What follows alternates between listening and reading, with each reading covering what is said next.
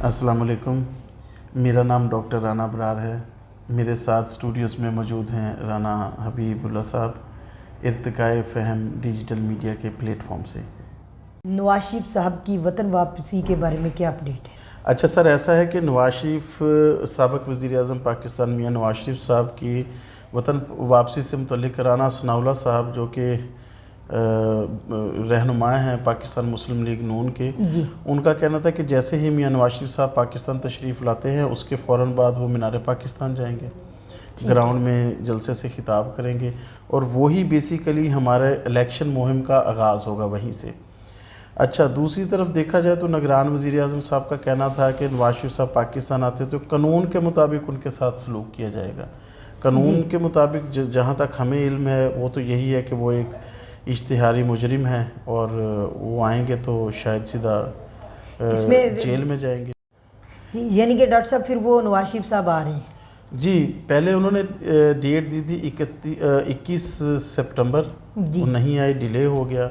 फिर कुछ मामलात ऐसे थे, मियां नवाज शरीफ साहब के कुछ बयानात, मियां शहबाज शरीफ साहब गए थे यूके, लंदन गए हैं, बाकी उनके कायदीन गए हैं लंदन में, उनके रहनुमा गए हैं लंदन में नून लीग के, तो उन्होंने मुशावरत की है। तो फिर उसके बाद उन्होंने 21 अक्टूबर का जो टाइम है वो दिया है और मियां नवाज शरीफ साहब ने मियां शहबाज शरीफ साहब की ये ड्यूटी लगाई है कि जो भी कानूनी मामलात हैं उनके आने में जो हर्डल्स वो उनको पेश आने वाली हैं वो जाके दूर की जाए और उन हर्डल्स को देखा जाए ताकि मियां नवाज शरीफ स्मूथली पाकिस्तान आके इलेक्शन कैंपेन है वो चला सके। जी।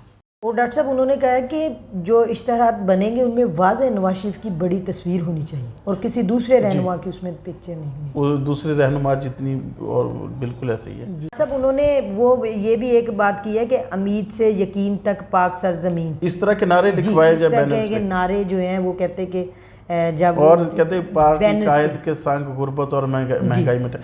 सर, गुर्बत और महंगाई करने वाले ही बदकिस्मती से यही लोग हैं, यही मियां नवाज शरीफ साहब की पार्टी है जो पिछले 16 माह में मुल्क को इस नहज पे, गरीब को इस नहज पे पहुंचा दिया है और वही इस नारे के साथ आ रहे हैं, पार्टी कायद के संग गुर्बत और महंगाई मिटाए। तो सर बात ये है कि ये इस नारे के साथ आएंगे भी ना तो लोग जानते हैं कि इन्होंने किस हद तक महंगाई मिटाई है, ख़त्म की है, मुल्क का बेड़ा गर्क किया है, या मुल्क के लिए फ़ायदेमंद साबित हुए हैं। तो मेरे ख्याल में ये एक अजीब सा ना समझ में आने वाला नारा उन पे यानी कि एक तरह से फिट नहीं बैठता। बिल्कुल ऐसे सर। जी डॉक्टर साहब, टोबा टेक्सिंग के हवाले से क्या अपडेट है आपके पास? राना साहब, आज बहुत एक वाक़या हुआ है जो टोबा टेक्सिंग की एक well known personality Chaudhry Ramzan Pervez sahab जो साबिक़ गवर्नर पंजाब चौधरी सरवर साहब के छोटे भाई भी हैं जी, उनकी आज सुबह डेथ हो गई जी। सर, जो तफसीलात हैं वो ये हैं कि चौधरी साहब को रात से ही इस चीज़ का मीन्स इस शुबा था कि दिल का कोई मसला है। वो अपने हॉस्पिटल में भी गए, वहाँ पे ECG वगैरह उनकी हुई, फाउंडेशन हॉस्पिटल जी, फाउंडेशन हॉस्पिटल जाना में। वहाँ पे सुबह के टाइम तकरीबन 5 साढ़े 5 का टाइम है, उस वक्त उनकी ECG भी करवाई गई लेकिन उन्हें क्लियर करार दे दिया गया, वो वापस चले गए। उसके बाद वो दोबारा तकरीबन कोई 8 साढ़े 8 बजे दोबारा फाउंडेशन हॉस्पिटल आए, खुद आए जी, खुद चल के ऑफिस तक गए, तो वहीं बैठे हुए उन्हें तो हार्ट अटैक हुआ, तो अल्लाह ताला को प्यारे हो गए। वहाँ के डॉक्टर्स ने अपनी पूरी कोशिश की उनकी जान बचाने की, लेकिन अल्लाह ताला को यही मंजूर था। उनके लिए दुआ है कि अल्लाह ताला उन्हें जन्नतुल फिरदौस में आला मुकाम अता फरमाए, उनके दर्जात बुलंद करे। बहरहाल वो PTI के रहनुमा थे, बिल्कुल हल्का 121 से टोबा टेक्सिंग की वेल नोन पर्सनैलिटी भी थे जी। ये एक बड़ा नुकसान है पाकिस्तान तहरीक इंसाफ को। डॉक्टर साहब, आज़म सवाती साहब के सितारे फिर गर्दिश में आ गए। हाँ जी, आज़म सवाती साहब के सितारे वाकई दोबारा गर्दिश में आ गए। उनके दायमी वारंट गिरफ्तारी जारी हो चुके हैं। असल में उन्होंने कुछ इस तरह के ट्वीट्स किए हैं, इस तरह के कमेंट पास किए हैं आला अफसरान पे जो मुतनाज़े हैं, और इसी बेस पे उन पे मुकदमा दर्ज कर दिया गया है। ठीक है डॉक्टर साहब, फैसलाबाद में इंजेक्शन स्कैंडल के बारे में क्या अपडेट? हाँ जी सर, वो अशूब चश्म की बीमारी आई पाकिस्तान में, बदकिस्मती से پاکستانی ہی ہیں جو پاکستانیوں کی زندگی کے ساتھ کھیلتے ہیں سر. یہ بیماری آئی تو اس کے لیے پیسے بنانے کے لیے کہ پیسے بٹور لیے جائیں, حرام کا مال کما لیا جائے.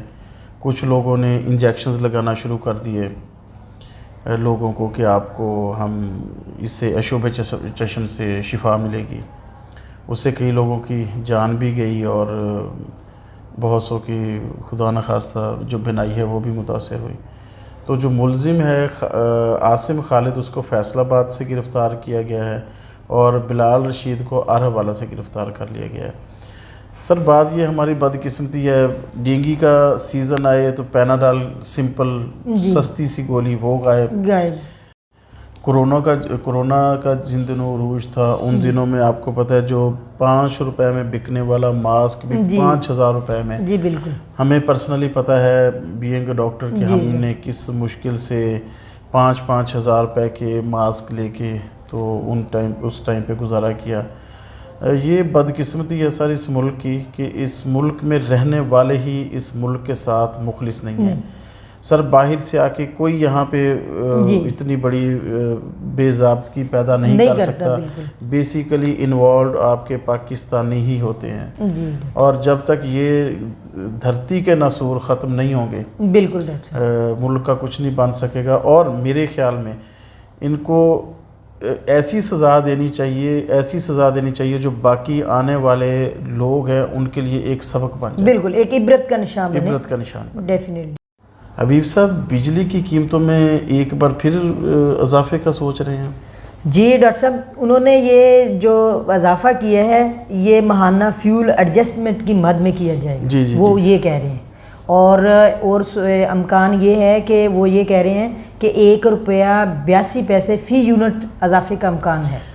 اور یہ عام صارفین کے لیے ایک بوجھ ہے, یعنی کہ ایک برڈن ہے. سر پہلے اتنا برڈن ڈال چکے ہیں, اس پہ مزید برڈن پتہ نہیں اور کیا نکالیں گے عوام میں سے, عام انسان. بالکل ڈاکٹر صاحب, انشاءاللہ تعالیٰ اگلی بار پھر آپ کی خدمت میں حاضر ہوتے ہیں.